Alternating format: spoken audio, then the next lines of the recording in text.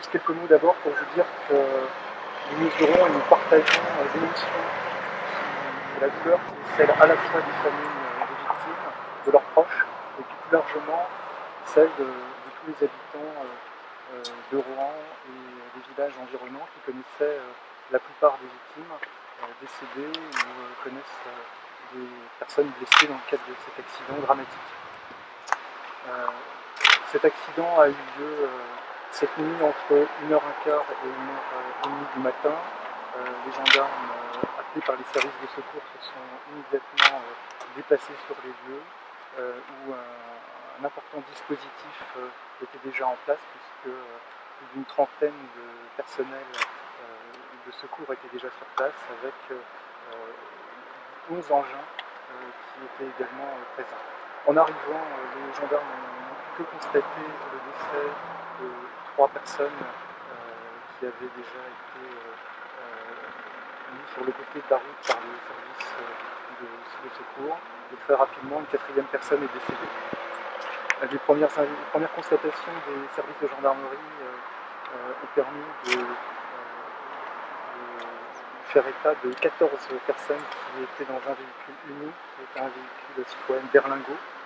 Ces 14 personnes qui étaient dans ce véhicule renversé sur la chaussée étaient toutes mineures. Le conducteur du véhicule lui-même étant mineur.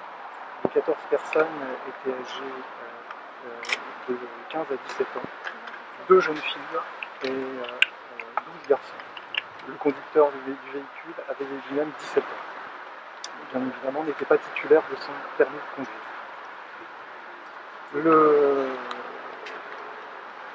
Les circonstances précises de l'accident, pour le moment, ne sont pas connues, puisque outre les 4 personnes décédées, l'ensemble des autres occupants du véhicule ont immédiatement été pris en charge par les secours et les services de gendarmerie et ont été envoyés, accompagnés dans différents centres hospitaliers de la région, Rennes, Lorient, Plumeur, entre autres, pour suivre des soins.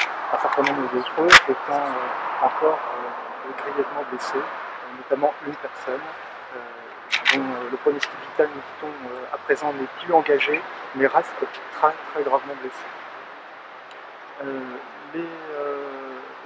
Les occupants de ce véhicule blessé, vous l'aurez compris, n'ont pas pu encore être entendus par les services de gendarmerie et de secours, puisque l'objectif initial de l'ensemble des personnels qui sont intervenus pendant la nuit était d'abord de sécuriser le site après avoir secouru ces personnes, ce qui a été fait dans des conditions difficiles. L'enquête permet donc de savoir déjà qu'on a 2 éléments évidents qui sont à l'origine de ce dramatique accident.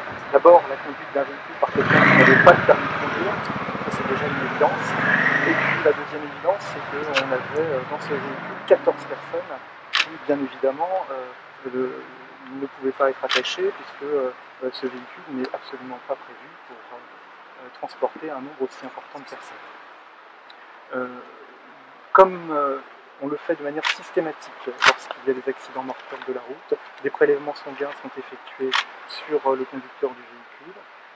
Les résultats de ces analyses ne sont pas connus à l'heure où je vous parle. Ces résultats seront à notre disposition, nous pensons, mardi ou mercredi prochain, de telle sorte que je ne peux pas aujourd'hui vous indiquer si le conducteur avait ou non, de manière certaine, consommé de l'alcool ou des produits stupéfiants. De la même manière, je ne peux pas vous dire aujourd'hui si l'accident, au-delà des premières causes que je viens d'évoquer, qui sont évidentes, la conduite sans permis et puis avec un nombre trop important de passagers, s'il y a une autre circonstance qui est à l'origine de cet accident, par exemple une vitesse excessive.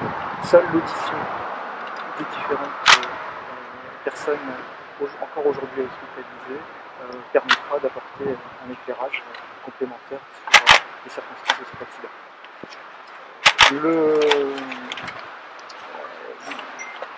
Les personnes se connaissaient, avaient participé manifestement à une soirée qui se terminait. On ne sait pas si elle se dirigeait vers un autre point de rassemblement, une autre soirée. On le saura uniquement quand on les aura entendus les uns et les autres. Vous l'aurez compris, ces auditions ne sont pas faites aujourd'hui parce que la plupart d'entre eux sont encore hospitalisés et il faudra attendre un accord bien évidemment des services médicaux pour être certain qu'ils soient en état psychologique et physique d'être entendus pour certains d'entre eux, notamment le conducteur du véhicule qui fait partie des personnes blessées.